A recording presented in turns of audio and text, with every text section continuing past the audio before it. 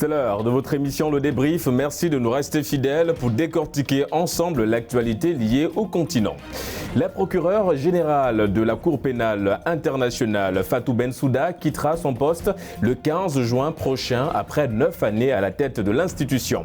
Un mandat marqué notamment par les affaires visant l'ancien président ivoirien Laurent Gbagbo, l'ex-chef d'État soudanais Omar El-Béchir ou encore le Congolais Jean-Pierre Bemba. Quel bilan tiré des 9 années de règne de Fatou Bensouda à la Cour pénale internationale? Quel défi pour le nouveau procureur Karim Khan? Des éléments de réponse en première partie d'émission.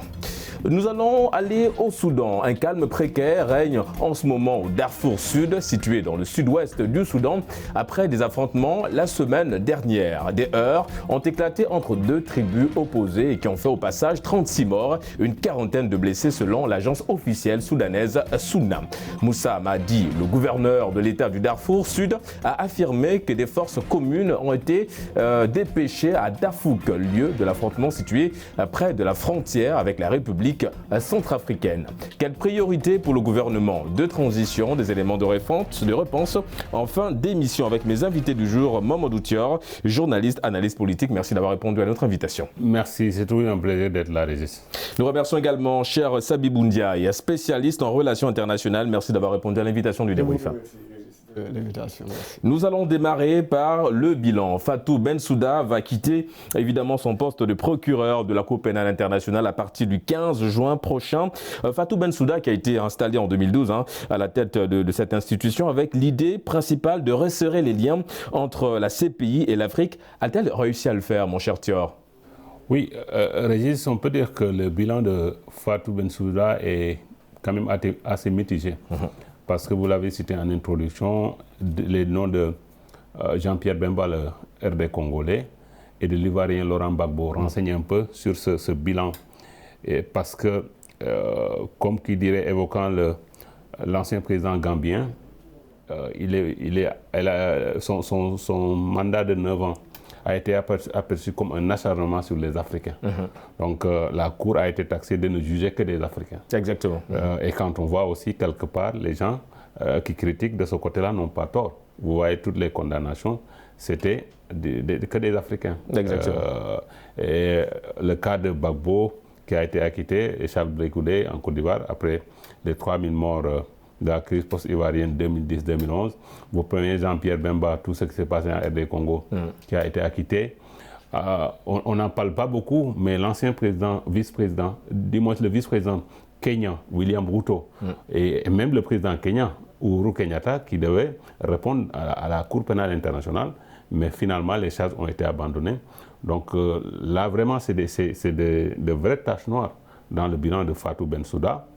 Mais quand même, il y a eu du positif vers la fin, il faut le reconnaître, il faut oser.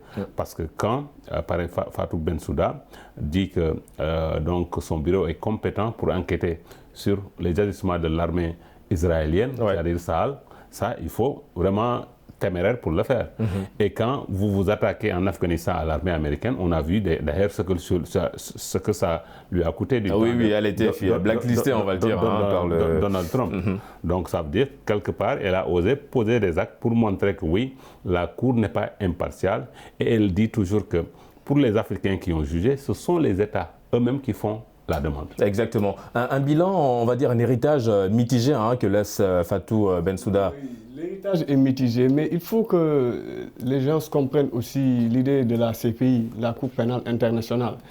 Comme vous le savez, après la Première Guerre mondiale, on a eu des crimes, on a voulu juger même Guillaume II, mais après la Seconde Guerre mondiale, on a mis des tribunaux comme ceux de Nuremberg et de Tokyo pour juger les plus grands criminels nazis. Mais vers les années 40 jusqu'aux années 90, avec la guerre froide, la scène internationale était pratiquement divisée en deux blocs. Donc il y avait des exactions, vous l'avez su, avec la Yougoslavie, les crimes en Yougoslavie et au Rwanda. Maintenant, la communauté internationale a mis en place une cour qui va généraliser tous ces problèmes-là. C'est-à-dire en 1998, ils vont mettre la CPI.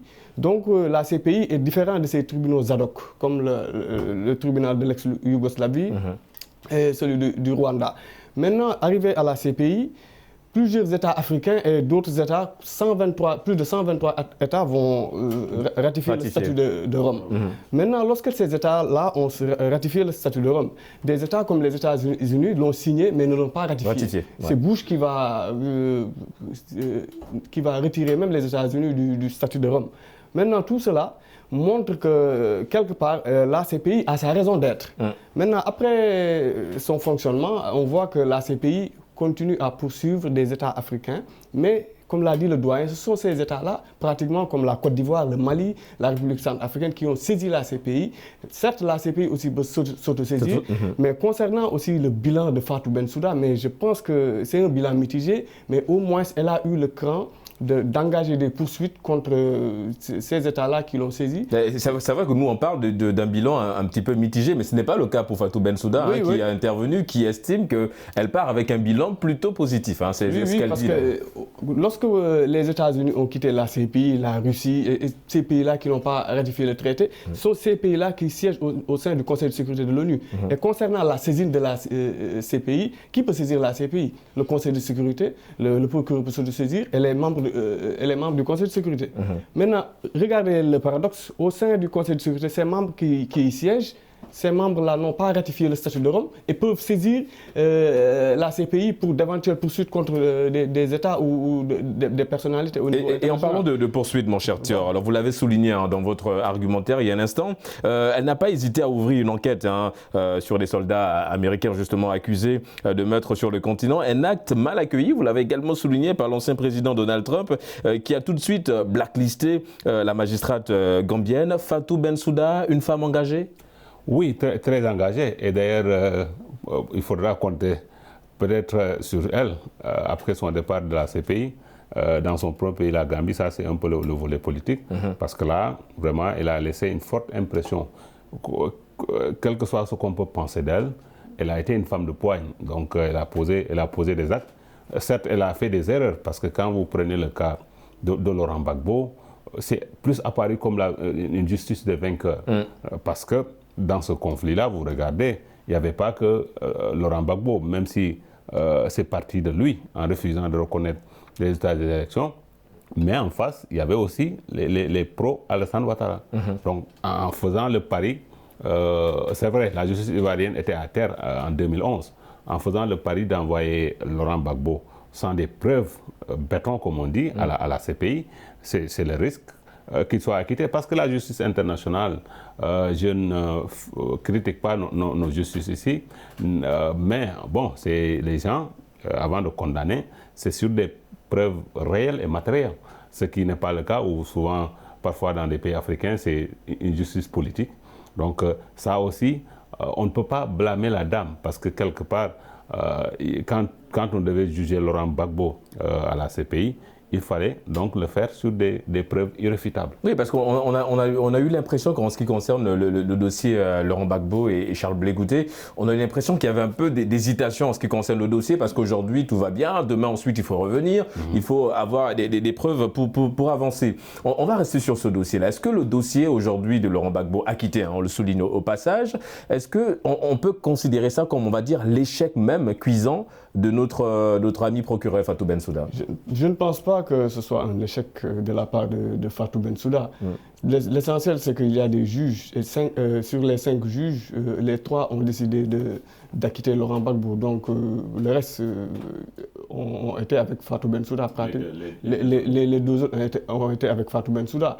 Donc je pense qu'elle fait son travail. Il n'y a pas de problème personnel entre Fatou Bensouda et Laurent Gbagbo. C'est les autorités ivoiriennes qui ont transmis des dossiers. N'empêche que Fatou Bensouda l'a dit clairement, la CPI est en train de mener des enquêtes contre l'autre côté, contre le camp de Alassane Ouattara. Certes, elle a laissé ces enquêtes-là, et c'est à son successeur de continuer cela, mais je ne pense pas qu'on peut prendre cela pour une sorte d'échec de la part de Fatou Bensouda. C'est une sorte de continuité, elle fait que son travail. Maintenant, cela montre que tout simplement que c'est la justice qui tranche. La justice a tranché, certes en faveur de Laurent Gbagbo et de Blé Goudé, mais au-delà de dire que c'est un échec...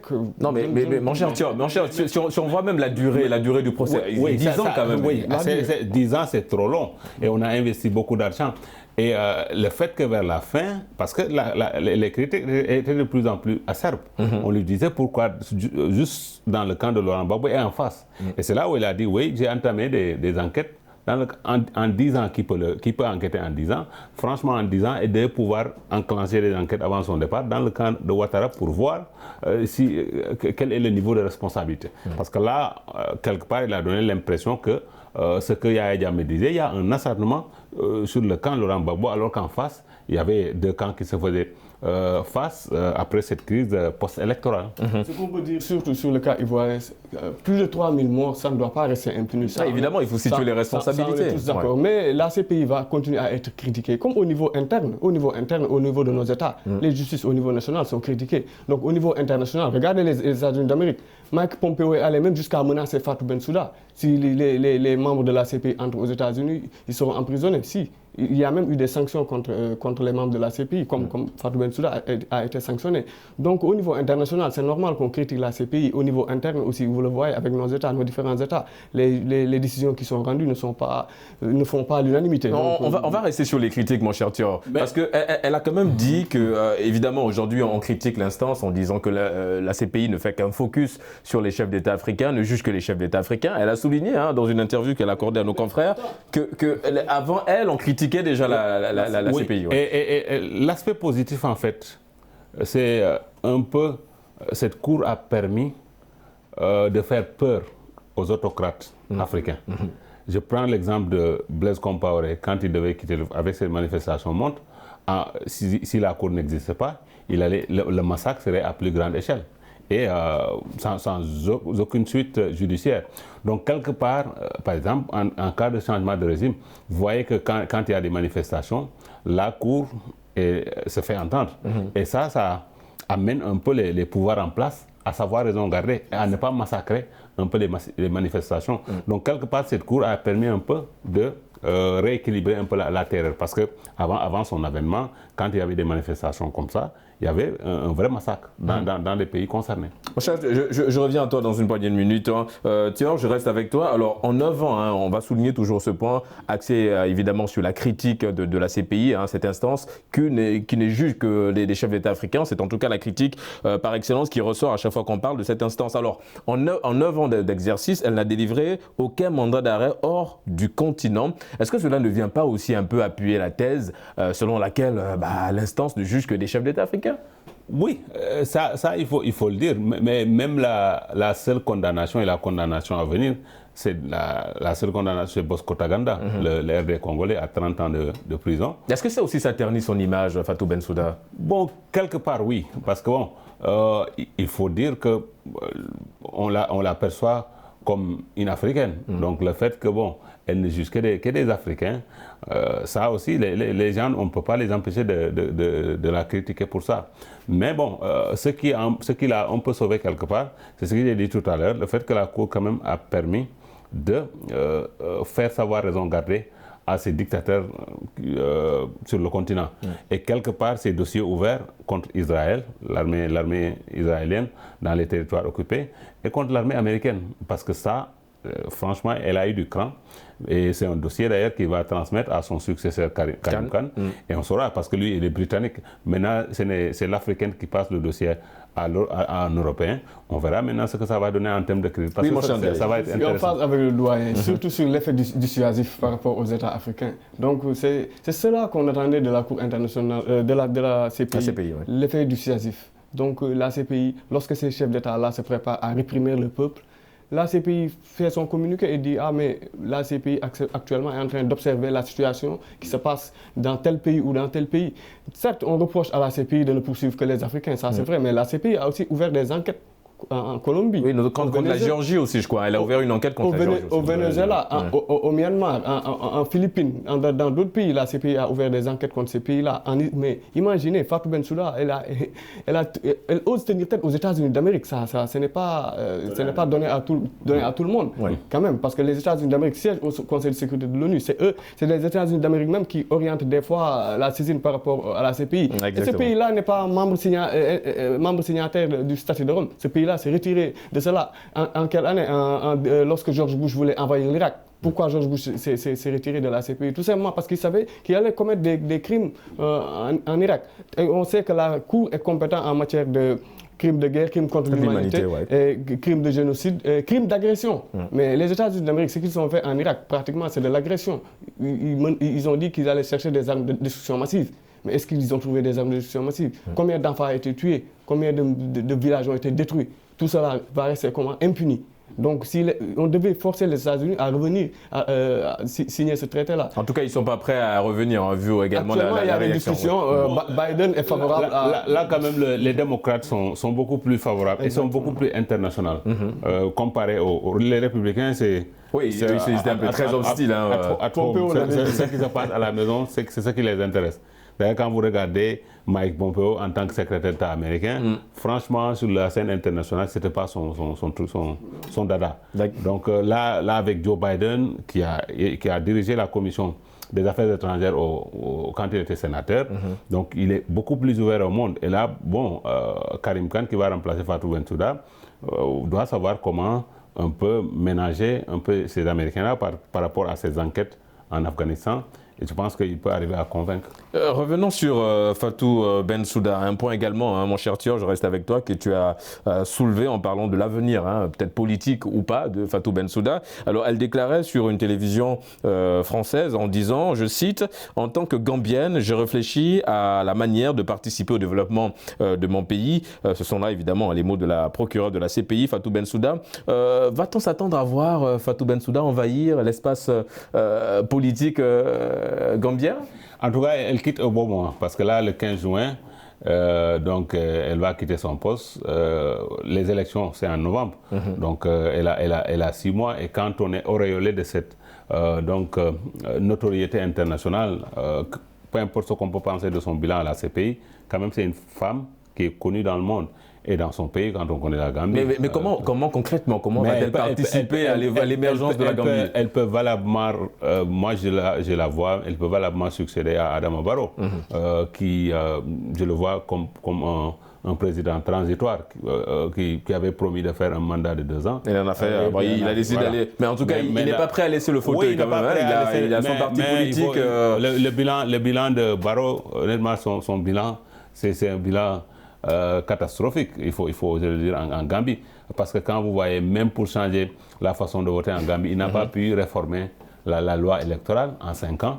Ça veut dire que le bonhomme, et là, il est en train même de s'encoquiner avec les barons du régime de Djamé. Exactement. Oui, là, il y a eu des changements au niveau de l'Assemblée nationale. Il est allé donc avec les gens de Djamé pour torpiller ces changements-là. Avec que quelque part, les Gambiens qui étaient épris vraiment d'une démocratie avancée dans leur pays sont déçus par son bilan. Et quand une dame comme Fatou Bensouda... Oui, avec le stature qu'elle a... Voilà, je pense si elle ose peut-être s'engager et se montrer, elle a des chances, pourquoi pas en décembre, d'être élue. Je pense que c'est un bouffée d'air pour la Gambie d'avoir une femme comme Fatou Bensouda, une dame de fer, qui a montré ses preuves au niveau international, de venir montrer ses preuves au niveau national et au niveau africain aussi. Oui, et qui a su se faire respecter par les plus grandes institutions. Oui, exactement. Parce que vraiment, Fatou Bensouda, elle a su se faire respecter un peu partout où elle est passée. Donc, revenir en Gambie, vraiment, je pense que c'est une bonne chose pour la Gambie, mais aussi pour l'Afrique. Parce qu'on a besoin de ces personnalités-là, surtout au niveau de la Gambie. Comme vous le savez, comme l'a dit le doyen, Adama Barrow, son bilan est catastrophique. La Gambie a besoin d'un bouffée d'air en matière de démocratie. Donc je pense que Fatou Bensouda, vu l'expérience qu'elle a au niveau international, elle peut apporter beaucoup de choses en Gambie. Alors elle ne l'a pas encore affirmé, mais bon, on peut y aller, on peut se permettre de... On peut lire entre les lignes. Et là, il faut dire que les femmes chefs d'État en Afrique, on les compte sur les doigts de la main. À part la Tanzanienne, qui a remplacé le président décédé, John Magufuli. Donc là, Ellen Johnson, c'est le président au Libéria.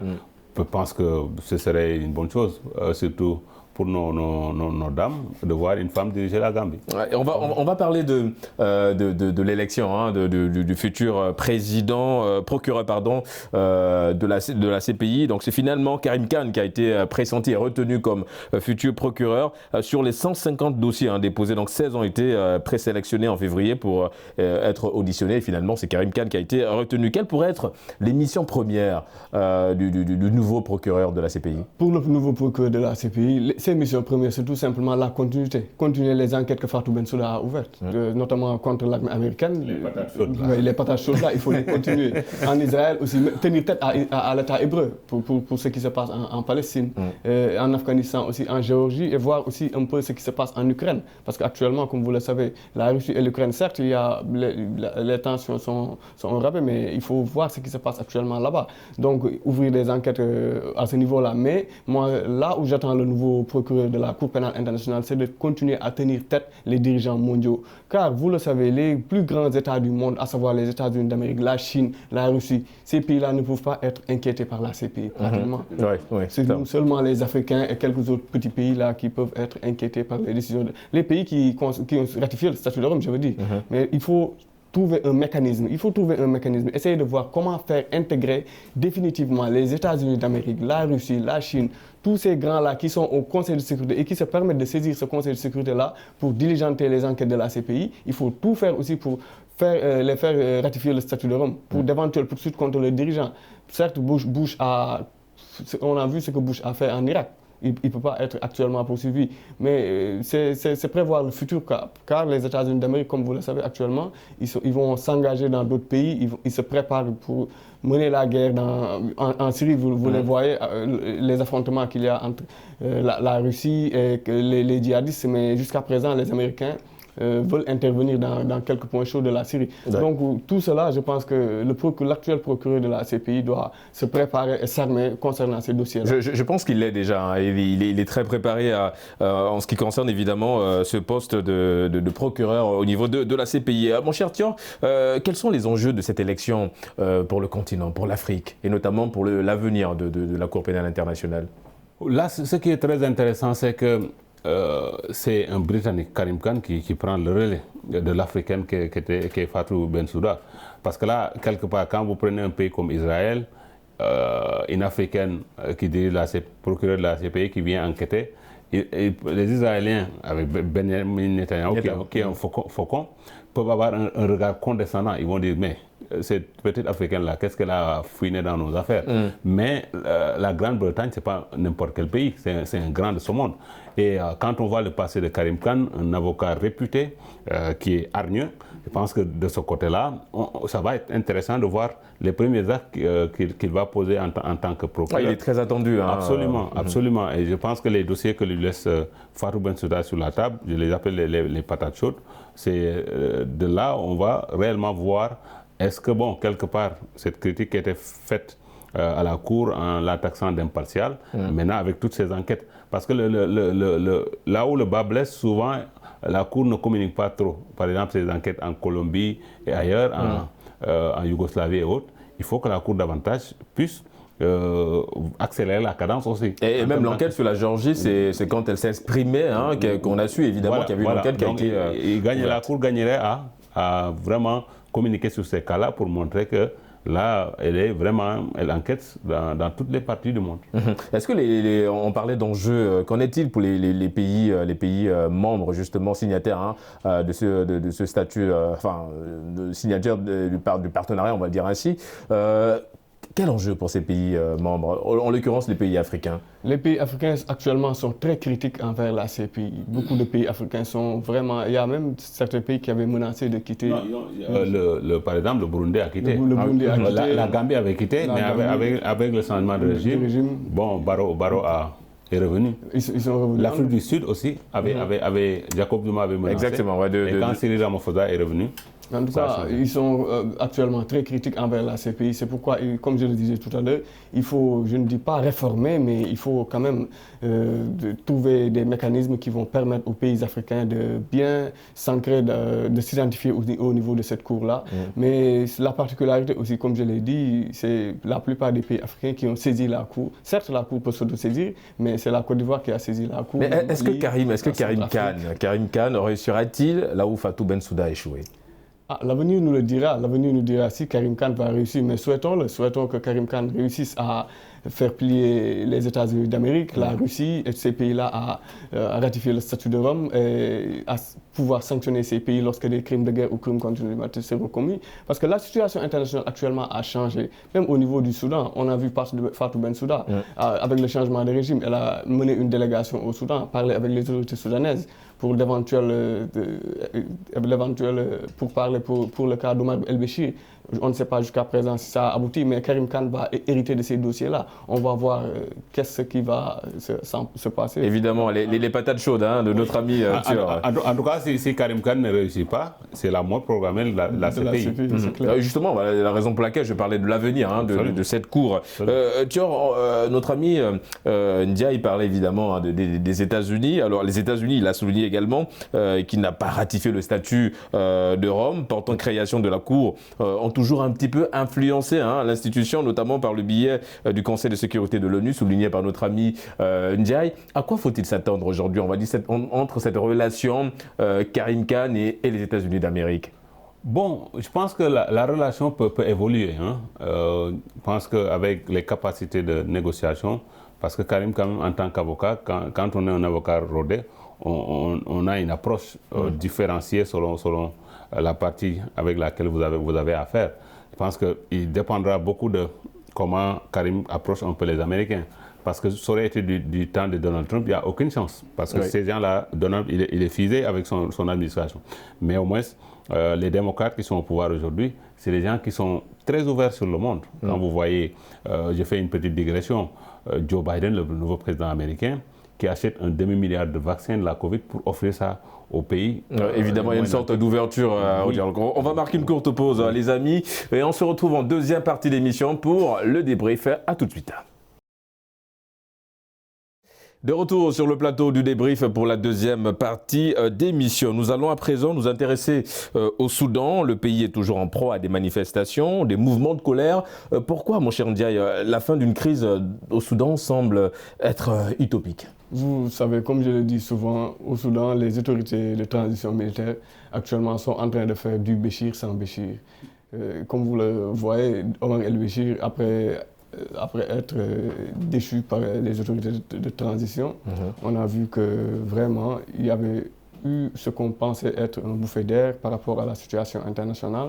On les avait vus normaliser les relations diplomatiques avec Israël, grâce à Mike Pompeo et d'autres situations qui ont été faites dans ce pays-là. Mais actuellement, on est en train d'assister à un regain de tension dans le pays, des manifestations. On a vu même les autorités de Khartoum user des Janjaweed pour mener encore des crimes, ce que j'appelle des crimes contre l'humanité concernant des ethnies au niveau du Darfour et dans d'autres localités du pays. Donc ce pays est actuellement regain à la tension, ce pays actuellement mérite l'attention de l'Union africaine, de la communauté internationale. Il n'y a même pas longtemps, la 990e session du Conseil de sécurité de l'Union africaine sur la paix ont émis des réserves concernant ce pays-là. Ils ont même posé des recommandations pour que les autorités soudanaises puissent aller vers une transition démocratique, régler l'aspect sécuritaire, désarmer le pays, vraiment pour que ce pays-là puisse aboutir à des lendemains meilleurs. À des lendemains meilleurs, en tout cas c'est tout le mal qu'on souhaite justement au Soudan. Mais mon cher Thior, on a l'impression que le discours de ce gouvernement de transition n'est pas audible. Comment expliquer ça? Parce que je trouve que la transition est longue, Régis. Parce que pour comparaison au Mali, l'Union africaine et la CEDEAO, d'abord, imposent une transition de 18 mois. Oui, parce que là, ça fait un an quand même, la transition au Soudan. Là-bas, c'est 39 mois. Oui. Donc, ils ont mis en place un conseil souverain donc avec 6 civils et 5 militaires. Donc d'abord, c'est les militaires. Et c'est là où Cheikh a raison. On fait du Bachir sans Bachir. Parce qu'en fait, quand il y a eu cette révolution qui a fait partir Bachir, les civils ne voulaient plus de militaires. Mais les militaires ont imposé un peu leur présence.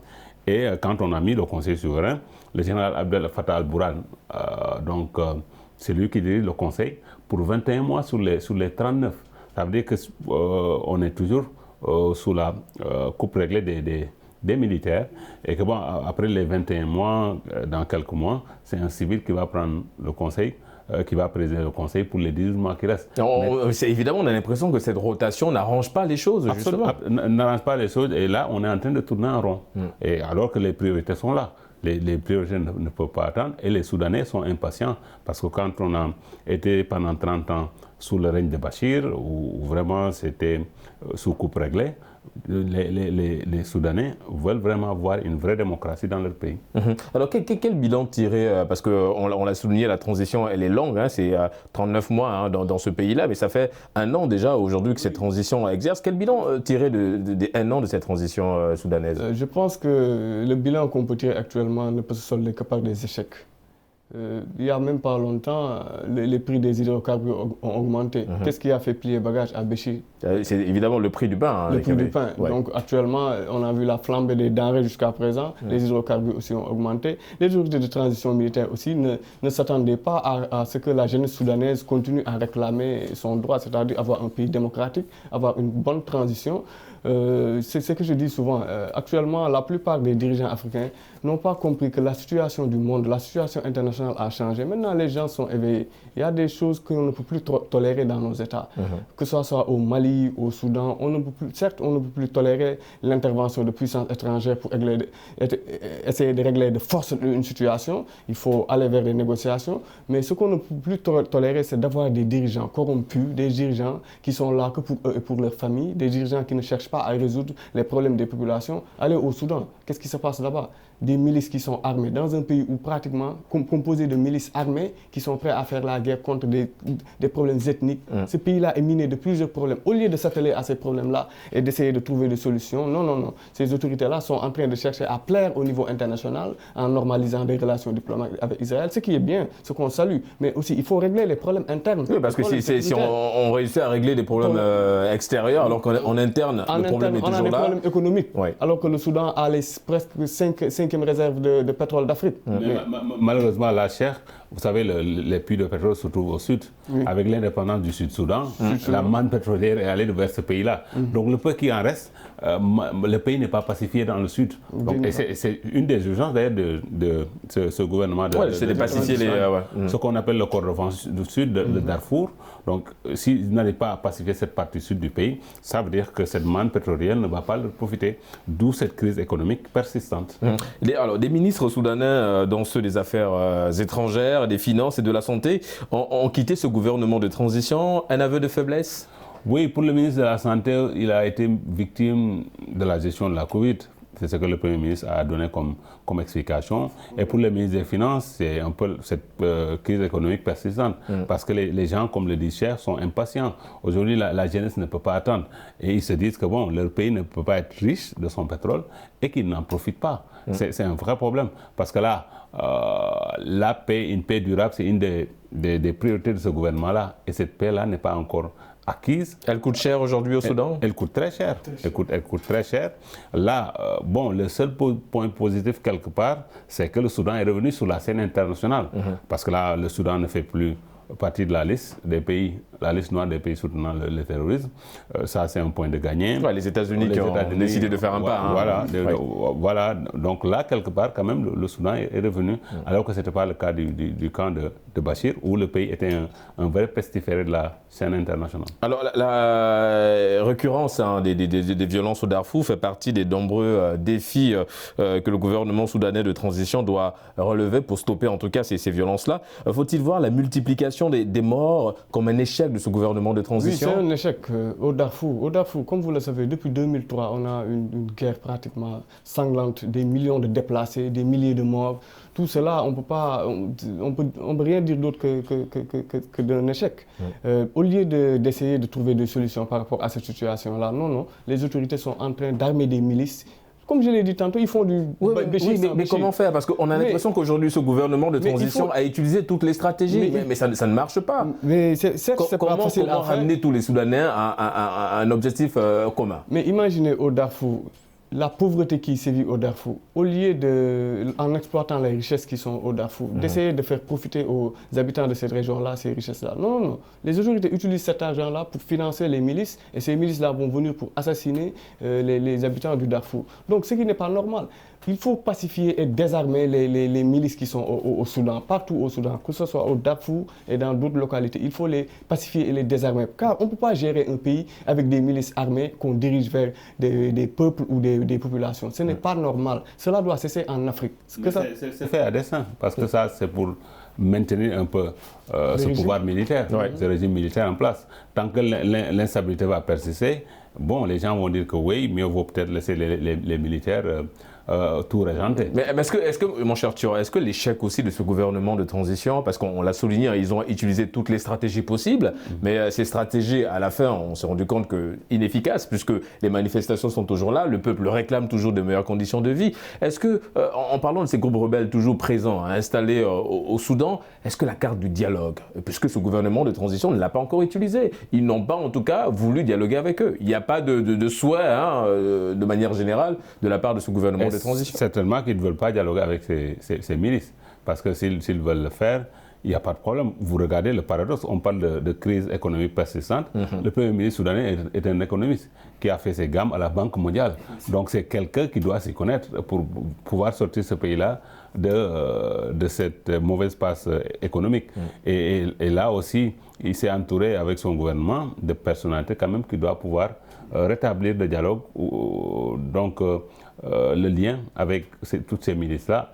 Mais moi, je soupçonne que quelque part, les militaires sont à la manœuvre pour faire en sorte que cette instabilité-là perdure. Ouais, parce que c'est un an de transition. Oui, allez-y, mon cher. On parlait tout à l'heure de la CPI. On a vu une délégation même de la CPI aller rendre visite les autorités soudanaises concernant le dossier de El-Béchir. Donc tout cela pour dire que certes, il y a ouverture des autorités soudanaises au niveau international, mais au niveau interne, le problème persiste. Je dis que les autorités soudanaises n'ont pas compris la situation qui prévaut dans le monde. Pour eux, on se barricade comme qu'on est...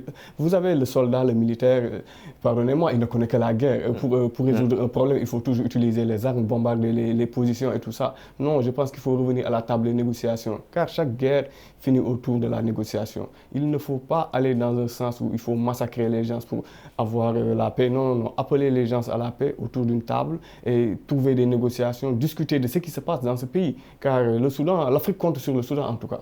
L'Afrique compte sur le Soudan, ça c'est une vérité, hein, mon cher Ndiaye. Mon cher Thior, vous avez souligné un point qui est très intéressant. On va le marquer en rouge parce que c'est un point, on a l'impression que si la situation telle qu'installée aujourd'hui au Soudan perdure, on a l'impression que pendant 39 mois, on va se retrouver avec ce scénario de l'éternel recommencement. Que faut-il faire concrètement? Il faut réduire déjà la transition, la durée de la transition? C'est impossible, mais là, il faut se féliciter parce que là, en réalité, la transition a commencé avec le Conseil souverain installé en août 2019. Donc, normalement, les 21 mois, au mois de septembre prochain, un civil devrait prendre le relais. Et bon, comme les militaires, quelque part, leurs 21 mois ont été un échec cuisant, attendons de voir peut-être le civil qui sera désigné à la tête de ce Conseil souverain, qui est presque le président de la République. Donc, pendant les 18 mois qui restent, bon, je pense que 18 mois comme c'est le cas au Mali, les civils quand même, comme les militaires ont échoué, doivent pouvoir montrer de quoi ils sont capables et rassurer davantage leurs compatriotes. Alors je reste avec toi mon cher Thior. Depuis le retrait, en 2020, de la MINUD, donc la mission conjointe entre l'ONU et l'Union africaine du Darfour, ces affrontements se sont multipliés au Soudan. L'aide étrangère nécessaire aujourd'hui pour installer la paix au Soudan? Oui, et il faut d'ailleurs rappeler qu'il y a eu un sommet qui s'est tenu en France récemment. Exactement. Pour venir en aide au Soudan. Parce que bon, les pays donateurs, habituellement, les grands de ce monde sont conscients qu'il faut aider le Soudan à sortir de cette mauvaise passe. Parce que bon, quelque part aussi, ils gagnent en retour à ce que le Soudan puisse reprendre à pomper un peu ses puits de pétrole. Si par exemple la paix revient dans le Kordofan Sud et surtout dans cette partie sud du pays. L'intervention étrangère nécessaire. Hein? L'aide étrangère est nécessaire, mais aussi l'aide économique étrangère est nécessaire, mais aussi l'aide de l'Afrique. Je pense que l'Union africaine, les pays africains doivent aider ces pays-là à... Et comment aujourd'hui l'aide étrangère, comment aujourd'hui la communauté internationale peut aider justement le Soudan à installer, on va dire, une paix durable dans le pays? D'abord, au niveau international, on a vu que le Soudan actuellement a ouvert ses portes. Le Soudan a normalisé pratiquement ses relations diplomatiques avec Israël, ce qui est un bouffée d'air, donc grâce à l'administration de Trump. Donc je pense qu'il faut s'en féliciter aussi. Maintenant, au niveau international, l'ONU et la Banque mondiale et le FMI aussi sont ouverts à des négociations pour appuyer ce pays-là. Comme vous le savez, ces institutions de Bretton Woods, pratiquement, on peut dominer les États africains. Donc il faut aussi les tendre la main. Maintenant, au niveau africain aussi, je pense que l'Union africaine, dans son ensemble, doit prendre les devants et préparer des missions diplomatiques allant dans le sens de normaliser les relations entre Soudano-Soudanaises, les relations entre les Soudanais, les dirigeants et les rebelles, pour vraiment essayer d'apporter la paix dans ce pays-là. Car comme on le dit souvent, le Soudan est un pays, c'est un vaste pays, un grand pays, certes, qui a été divisé avec le nord et le sud, Djouba et Khartoum, mais cela n'empêche pas que ce pays-là reste un pays de l'Afrique, un pays sur lequel l'Afrique compte, car ce pays a d'énormes réserves de pétrole et ces réserves-là peuvent profiter à tous les États africains. Les difficultés économiques soulignées par notre ami Ndiaye aujourd'hui, ça représente un gros risque pour l'instabilité au Soudan aujourd'hui? Oui, et quelque part, ces difficultés économiques ont été accentuées par cette volonté de la communauté internationale de donner l'indépendance à ce qu'on appelle aujourd'hui le Soudan du Sud. Je pense que ça, c'est les errements de Bachir, parce que ça aurait été une gouvernance plus vertueuse. Le Soudan du Sud n'aurait pas pris son indépendance. On a l'impression qu'aujourd'hui, on doit devoir tout reconstruire.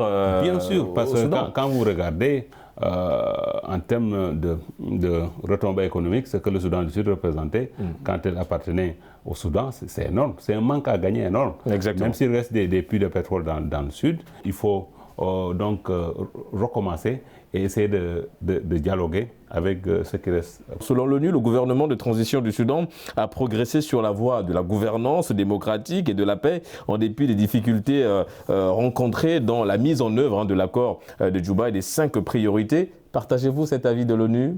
Je ne le partage pas, mais il faut le dire aussi, comme on l'a répété ici.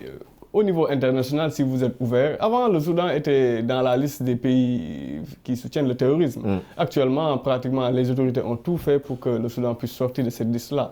Donc c'est à cause de cela que l'ONU et d'autres pays ont vu que le Soudan est en train de faire des progrès en matière démocratique et en matière aussi de protection des droits de l'homme.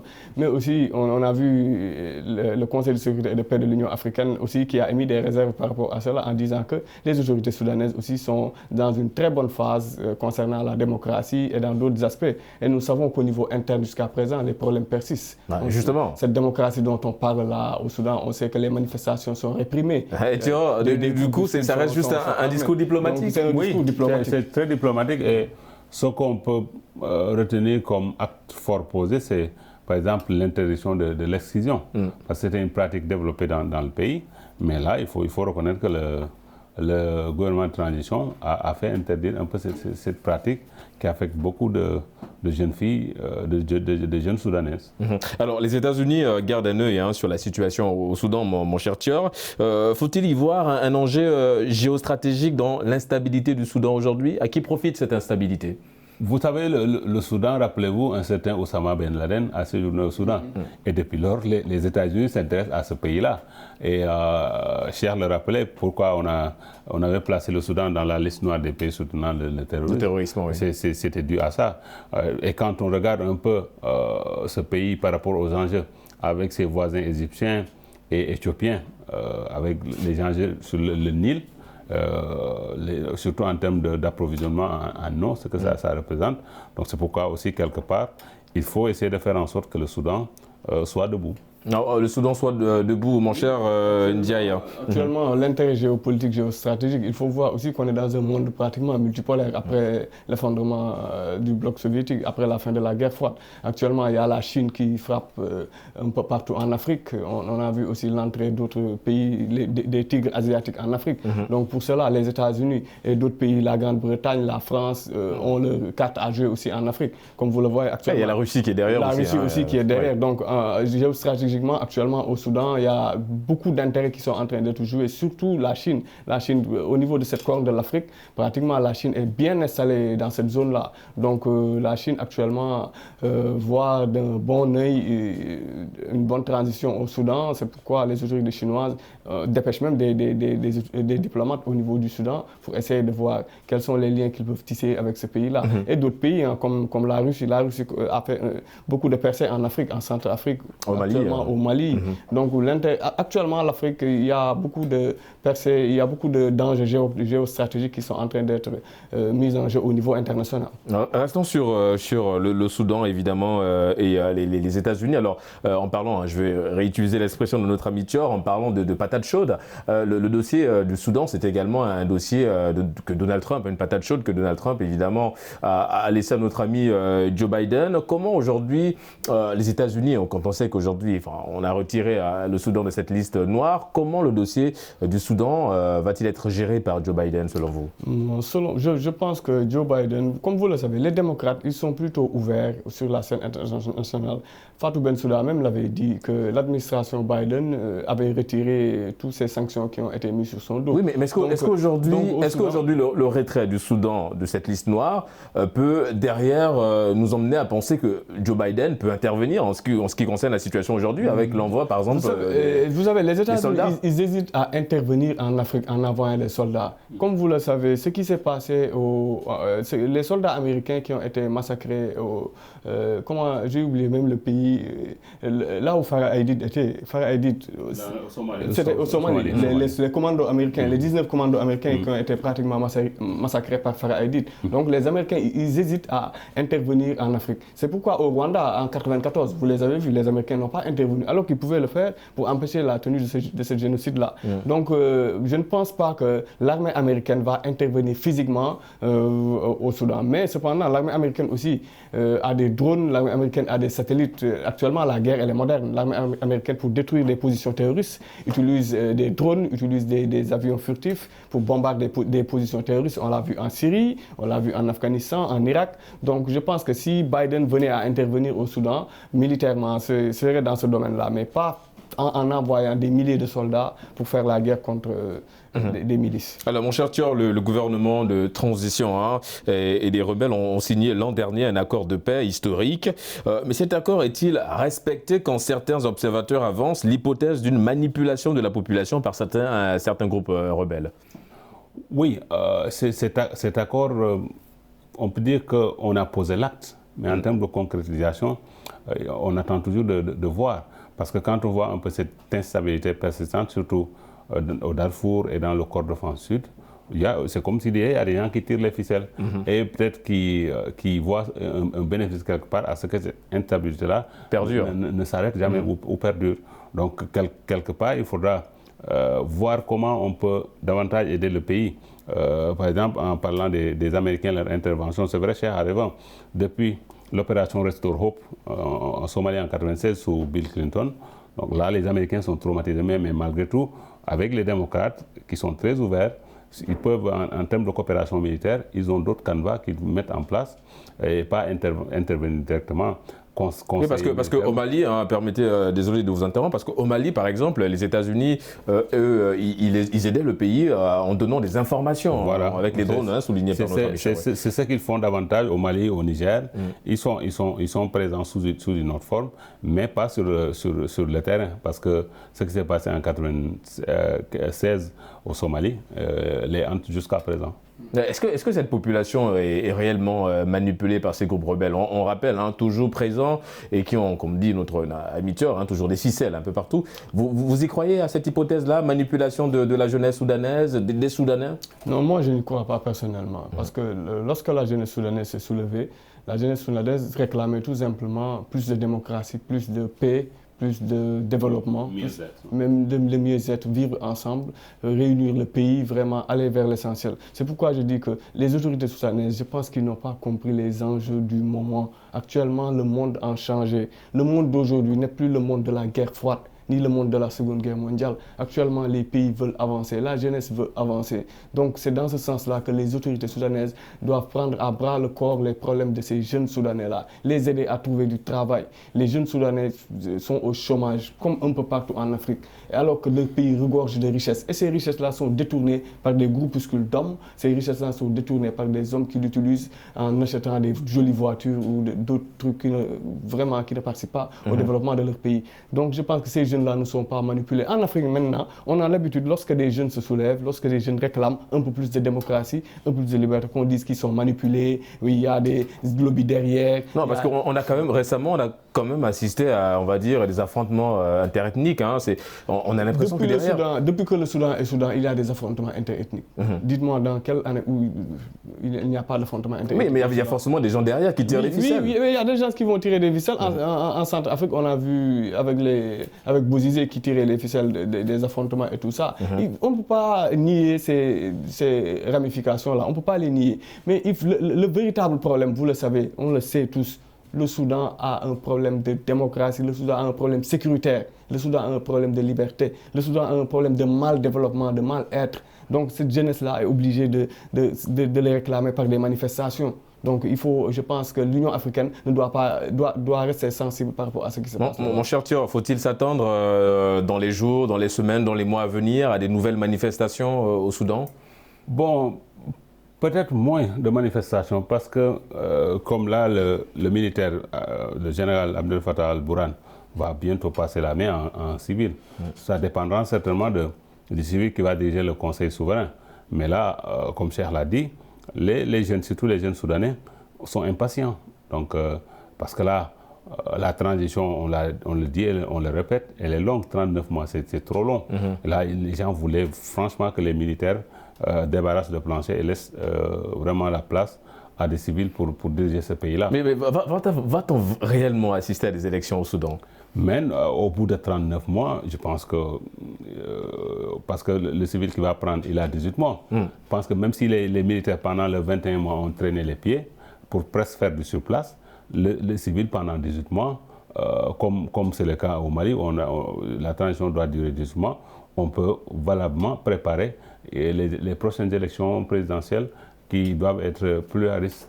Vous y croyez, mon cher Ndiaye, élection présidentielle au Soudan? Je vous sens un peu pessimiste en ce qui concerne évidemment ces élections. Oui, je suis un peu pessimiste, mais j'y crois aussi. Hein. Je pense qu'on va aller vers une normalisation où ce pays-là va organiser des élections libres et démocratiques. Ça va être difficile hein, parce qu'on connaît la trajectoire de ce pays depuis les indépendances, les divisions qu'il y a eu, le Nord et le Sud et tout cela, et toutes ces autres ramifications-là. Mais on a l'espoir. C'est pourquoi je dis toujours que l'Union africaine fait son travail, mais l'Union africaine doit continuer à appuyer ces pays-là, allant dans ce sens de les forcer, de les tordre même le bras, à organiser des élections démocratiques, des élections libres aussi pour avoir une très bonne transition. Avoir une très belle transition. Et messieurs, nous sommes arrivés au terme de cette émission. Nous remercions Mamadou Thior, journaliste, analyste politique. Merci d'avoir répondu à l'invitation du débrief. Merci beaucoup. Cher Sabibou Ndiaye, spécialiste en relations internationales, c'est un plaisir de te recevoir sur le plateau du débrief.